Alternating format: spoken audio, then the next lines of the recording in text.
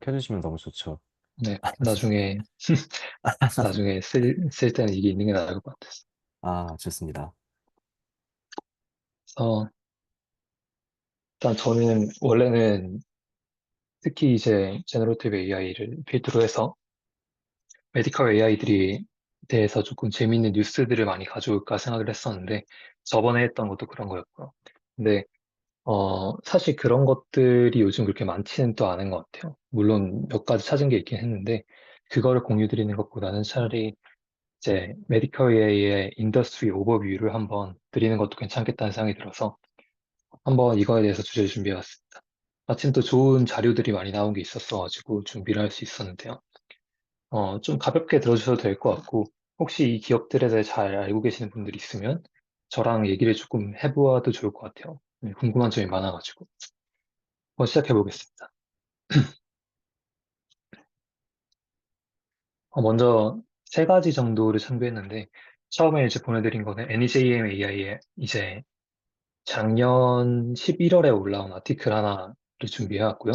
이건 지금 메디컬 AI들이 얼만큼 보험 청구를 됐는지를 보는 논문이었습니다. 하고 두 번째는 최근에 이제 루니치 볼파라 헬스라는 기업을 인수를 하면서 미국 시장에 본격적으로 이제 사업을 확장하게 되는데 이 과정에서 이제 김충현 위원이라고 미래에셋의 애널리스트를 일하시는 분께서 아주 훌륭한 리포트를 해주신 게 있어서 88페이지짜리인데 그걸 한번 읽어보고 간단하게 정리를 조금 해봤고요. 그 다음에는 이제 루니카 뷰노랑 AI 신약 개발에 대해서 최근에 조금 인사이트를 나눌 수 있는 분을 만난 적이 있어서 어, 이 세 가지 주제에 대해서 케이스 베이스로 먼저 조금 얘기를 좀 해보려 합니다. 그 다음엔 제가 이거를 나름 그 시간 되게 많이 들였어요. 자료만 해도 적어도 1000페이지 정도는 읽어본 것 같은데 하면서 든 생각들 간단하게 조금 적어봤고 마지막에는 녹음이 꺼진 상태에서 공유 드릴 수 있을 만한 내용들 조금 있으면 공유 하나 좀 드려보려고 합니다. 첫 번째로 제가 참고한 논문은 이제 NEJM AI에 올라온 이제 Characterizing of Clinical Adoption of Medical AI Devices through US Insurance Claims라는 논문을 좀 간단하게 요약을 해볼게요. 먼저 500개 정도의 지금 이 당시에는 이제 2023년 6월인데 이 당시에는 500개 정도의 이제 AI 디바이스가 FDA 승인을 받은 상태였습니다. 그래서 이들을 대상으로 몇 가지를 이제 조사를 해봤는데 첫 번째는 일단 CPT 코드랑 엔탭 코드라는 두 가지 방식으로 이제 의료 AI들이 수가를 받을 수가 있어요. 그래서 이 두 가지 방식으로 청구가 됐는데 이 중에서 40% 정도를 차지하는 CPT 코드의 청구 건수에 대해서 2018년 1월부터 2023년 6월까지 얼마큼 청구가 됐는지를 살펴보는 도구입니다. 이 데이터 전체는 IQVIA라는 이제 되게 유명한 제 임상시험 CRO 역할도 하고 메디컬 쪽으로 컨설팅업을 주업으로 하는 시가총액 되게 높은 얼마인지 기억이 잘 안 나요. 21 빌리언 달러 정도 되는 회사의 데이터베이스를 지금 활용하고 해서 자세한 내용은 설명을 드리겠습니다. 먼저 어떻게 데이터를 얻었는지에 대한 내용인데 이제 IQVIA 파마메트릭 데이터셋이라는 걸 활용을 했고 지금 뭐 지오메트릭 데이터도 이제 집 코드를 같이 수집을 해가지고 미국에서 어떤 지역, 어떤 사람들이 주로 사는 곳에 조금 더 청구가 많이 됐는가 이런 것도 같이 살펴봤고요. 인슈런스 프라이싱이 얼마인지 같은 거는 이제 AMA, CPT 코드랑 실제로 CMS에서 얼만큼의 가격을 선정해 주는지 그리고 실제 사보험사들의 데이터베이스, 이제 IQVIA 파마메트릭 데이터셋 같은 경우는 사보험사들, 공보험 말고 사보험사들이 어떻게 청구를 수행했고 어떤 가격을 매기고 있는지 이런 데이터셋이거든요. 사실 그래서 되게 귀중한 자료들을 다 한데 모은 아주 훌륭한 논문이라서 살펴볼 가치가 조금 있다고 생각했습니다. 간단하게 결론부터 얘기를 하면 일단 크게 적응증은 네 가지 정도가 좀 두드러졌는데 첫 번째는 이제 코로나리 알터리 디지즈 CAD에 대해서 이제 몇 가지 의료 비용을 절감해 줄 수 있는 것이나 아니면 관상동맥 석회화를 디텍션할 수 있는 솔루션에 대한 니즈가 가장 많았어요. 청구 건수도 이 파란색인데 압도적으로 많은 걸 확인할 수 있습니다. 두 번째는 저희 다이아베틱 레티노패시인데 아시다시피 실명에 지금 미국에서는 이게 1등의 실명 원인이고, 스크리닝이 되게 중요한데, 안과 의사가 꼭 필요하기 때문에 클리니션 쇼티지를 겪고 있는 미국에서는 상당히 조금 애로사항이 있는 부분이겠죠. 그래서 이 부분에 대한 AI가 두 번째. 나머지는 조금 많이 떨어지는데, 우리도 병원에서 가끔 볼 수 있는 리버 파이브로 스캔 해가지고 이 정도 모달리티들이 보통 청구가 조금 많이 되었고, 나머지는 크게 청구가 잘 되지 않는 모습을 보였습니다. 2018년에는 처음에는 이제 CPT 코드가 하나밖에 없었어요. 근데 23년에는 무려 16개까지 늘어났고, 나머지 다양한 500가지 AI들 중에서 실제로 쓰이는 거는 이게 많지가 않다라는 결론을 조금 낼 수 있었습니다. 제 이게 최종 결론인데, 지금 보면 되게 재밌는 점들이 많아요. 물론 이거를 여기 나와 있는 이제 솔루션들을 알고 계신 분도 있고 모르시는 분들도 있을 텐데, 가장 맨 위에 있는 친구 보면 사실 대부분의 청구 건수가 이 하트플로우의 FFRCT라는 프로덕트 하나에서 나온 것 같아요. 전반적으로 먼저 설명을 좀 드릴게요. 왼쪽에 있는 의료 인공지능들이 이제 이름들이고 솔루션 이름들이고 CPT 코드에 T가 붙어 있는 게 있어요. 뒤쪽에 보면 하트플로우 같은 경우도 0501T로 들어가는데 이 T는 의약품으로 따지면 가속 승인을 받은 거랑 똑같은 거예요. 그래서 에비던스 가지고 완벽하진 않지만 일단 코드를 먼저 줄게 해서 2년이나 3년 정도 이 코드를 쓸 수 있게 해주고 그 다음에 정식 코드를 받은 건 보면 T가 안 붙어 있어요. 이제 두 번째 줄에 있는 친구 이런 건 T가 안 붙어 있고 그럼 CPT 코드를 정식으로 인정을 받아서 CMS에서 돈을 페이를 한다라는 이야기. 해서 이렇게 보실 수 있고 코드 생성에도 같이 참고로 조금 할 만한데 하트플로우가 2018년부터 가장 오래됐기 때문에 청구 건수도 가장 많은 걸 조금 볼 수 있습니다. 좀 재밌는 거는 일단 메디케어 수가가 매겨진 건 두 개밖에 없는데 이 두 개 중에서 하트플로우는 가격이 엄청 높은 걸 볼 수 있어요. 그래서 청구 건수도 가장 높은데 수가도 되게 높다. 그래서 2021년 기준 이 회사 하나가 레비뉴를 대략 600억 정도, 500억 정도의 매출을 냈고, 나머지 회사들은 한참 못 미치는 매출을 냈다고 볼 수 있습니다. 그래서 2023년 6월까지는 메디컬 AI들이 벌어들인 돈은 사실 거의 없다라고 봐야지 무방하고, 하트플로우 같은 경우는 되게 특이한 케이스라는 걸 알고 계시면 될 것 같습니다. 사실 하트플로우에 대해서 할 수 있는 얘기가 정말 많은데, 좋은 아티클들도 많이 있고, 제가 특별히 더 못할 얘기는 많이 있진 않을 것 같아요. 근데 기본적으로는 관상동맥 조영술은 스텐트 삽입이 필요한데 이 과정을 하지 않아도 되게 만들어주는 FFRCT라는 식으로 해서 심장 퍼퓨전을 보는 솔루션이기 때문에 가이드라인에도 실제로 옵셔널하게 쓰라고 많이 나와 있고 그런 좀 센세이셔널한 의료 A라고 볼 수 있으면 좋겠습니다. 그러니까 결론적으로는 이제 CPT 청구 코드만 놓고 봤을 때 가장 성공한 하트플로우도 누적 6.2만 번 청구밖에 안 됐고 엔탭이란 다른 패스웨이를 포함해도 10만 건 이상 정도밖에 안 되기 때문에 아직까지 2023년 6월 기준 메디컬 AI는 갈 길이 매우 멀다. 그리고 솔루션들이 아마 되게 파편화되어 있었다고 생각하는데 임상 현장에 충분히 녹아들지 못한 걸로 보인다라는 결론에 도달할 수 있습니다. 그 다음에는 이제 AI 신약 개발 필드도 한번 준비를 해봤는데, 이 자료 되게 저는 재밌게 봤어요. 보시면 AI 신약 개발 관심 있는 분들은 아실 테지만 슈레딩거 아주 유명한 회사죠. 하고 리커전 이 두 개 정도는 아실 수 있는데, 보시다시피 삼상에 들어간 파이프라인에는 리커저가 하나 있는데, 사실 이 삼상에 들어간 파이프라인 삼상이 아니에요. 나중에 말씀드리겠지만. 이상 삼상 같이 진행하고 있고, 슈레딩거, 리커전 엄청나게 많은 파이프라인들이 있지만, 실제로 안쪽 이상 삼상으로 진입한 것들은 거의 없는 걸 볼 수 있어요. 하고 대부분의 모달리티는 이게 2023년 기준인데 올해에는 또 많이 탈락을 했어요. 그래가지고 조금 더 바뀌었다. 조금 자세한 자료를 보면 다음과 같이 볼 수 있는데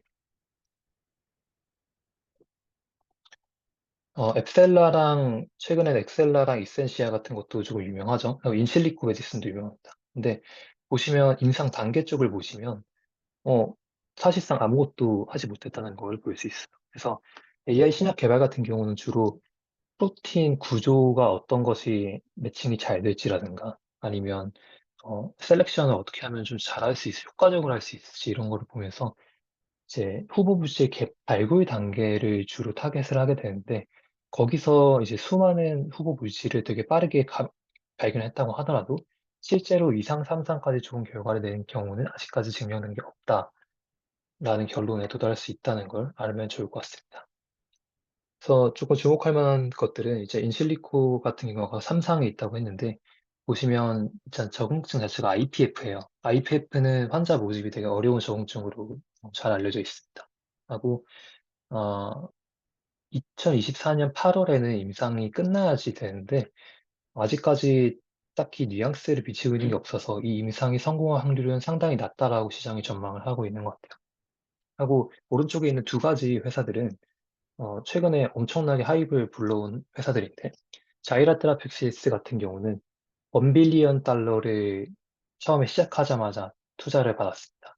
스텔스 모드로 한 6개월 정도로 있었는데 AI 신약 개발 필드에서 상당히 유명한 전문가들이 이제 정말 다수 포진해 있었고 과거 이제 10대 제약사, 10대가 아닌가? 에서 이제 리드를 맡으시던 분께서 CEO를 맡고 계십니다.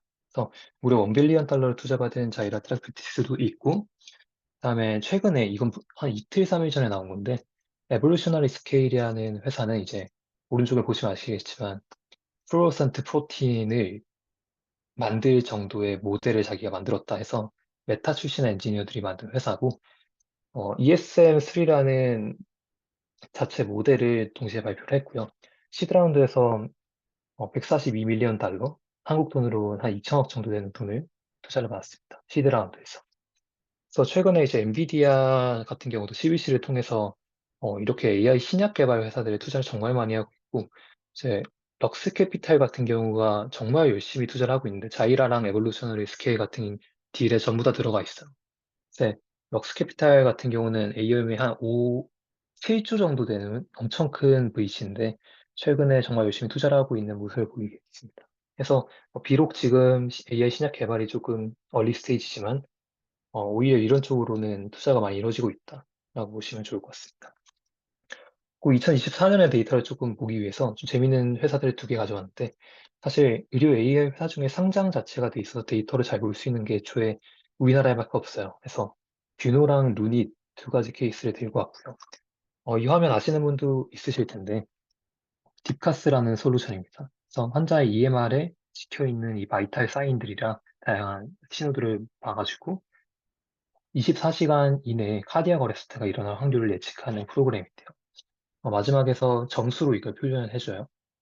그런데 최근에 이 디카스가 매출이 엄청나게 이제 청구가 많이 이루어지고 있어가지고 매출이 정말 많이 올라왔습니다.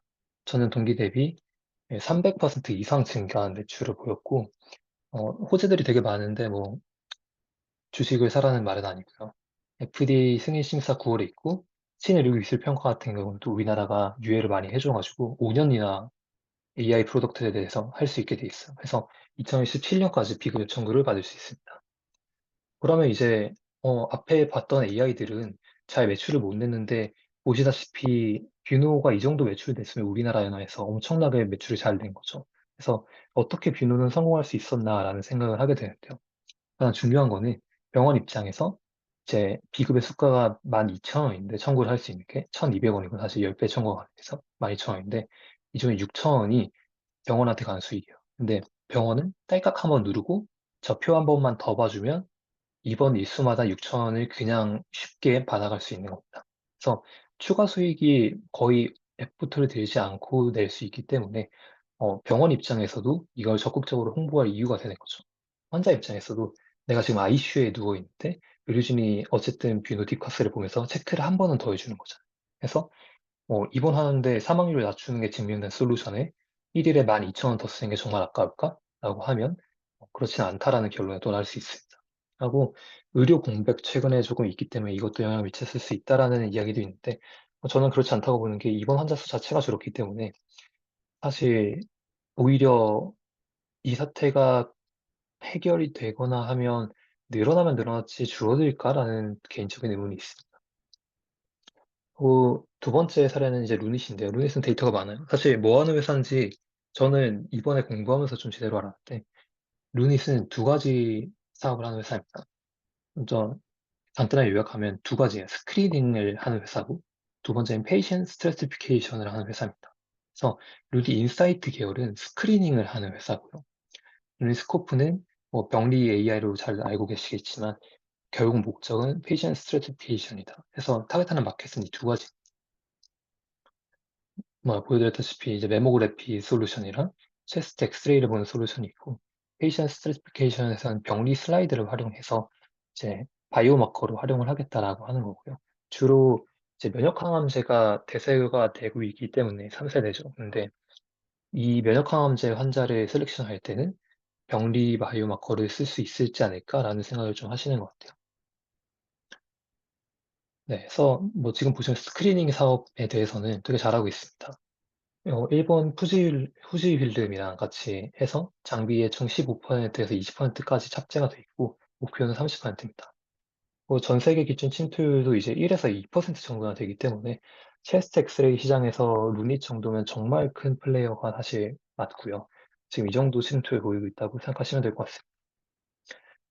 이제는 루닛 스코프 쪽을 보면 지금 PD-1 약물들 임상이 자꾸 나오는데 이거는 머크의 유명한 PD-1 이제 약물인 키트루다의 특허 만료가 얼마 남지 않았기 때문에 최근에 이쪽에 대해서 임상이 많이 되고 있어서 그래요. 그래서 바이오마커로 꽤 괜찮은 효과를 보였다 정도가 나와 있고 아직 이걸로 유의미한 매출이 나오고 있는 단계는 아닙니다.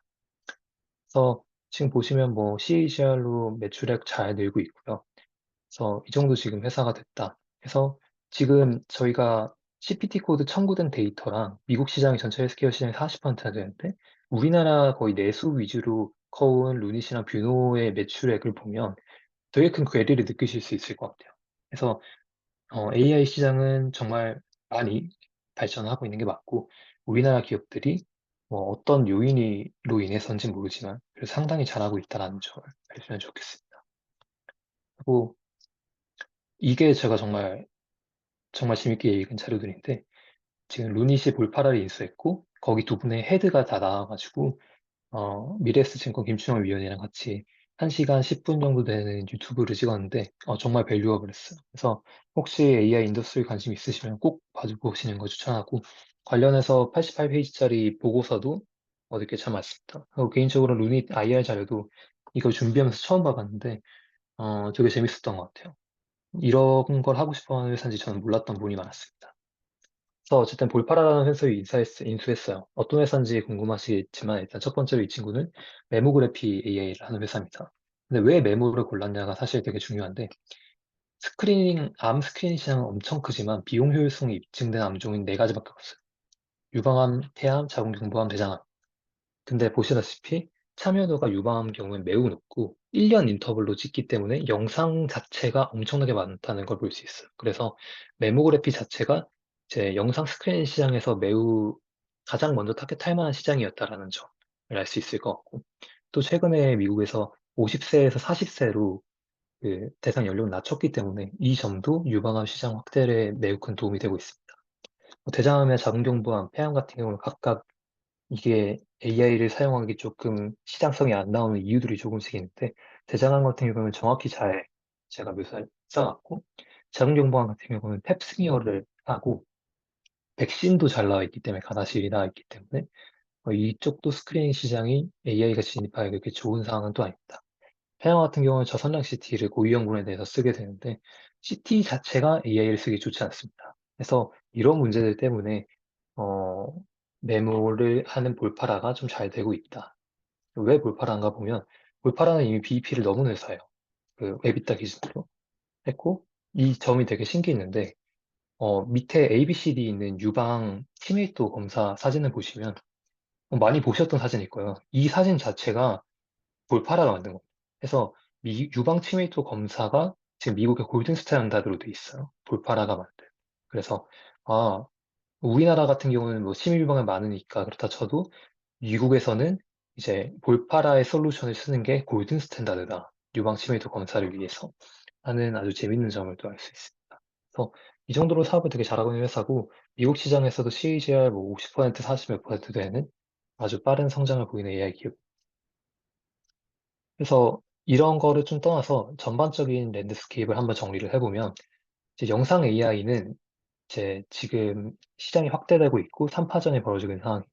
순수 소프트웨어로 하는 기업이 이제 루닉 같은 회사들이 있고, 최근에 이제 몰파라이스를 인수하면서 본격적으로 소프트웨어 쪽으로 합종 연영을 하는 모습을 보여주고 있고, 하드웨어 기업들이 이제 영상 장비 만든 GSK나 시멘스 같은 곳들도 뭐 이쪽은 워낙 돈이 넘쳐나기 때문에 영업망도 훌륭하고 본인의 솔루션에 직접 AI를 도입하려는 시도를 다양한 M&A를 통해서 정말 많이 하고 있습니다.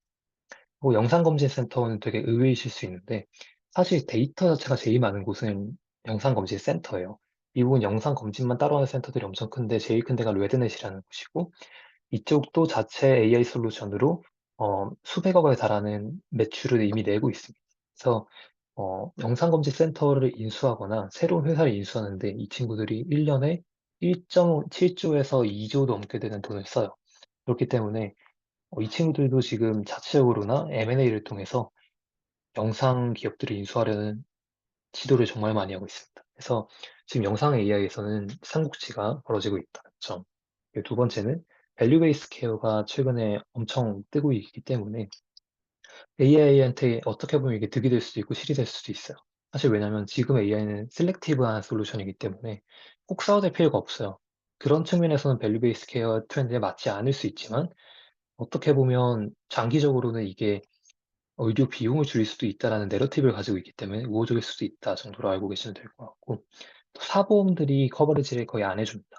그래서 돈을 못 벌어요. 돈을 못 벌기 때문에 점점 시장이 뭐 돈이 없어지고 돈 잘 버는 회사가 매우 귀해지고 점점 서로 합종 연행을 하면서 컨sol리데이션이 가속되고 있는 상황이다라고 생각해 주시면 될 것 같습니다.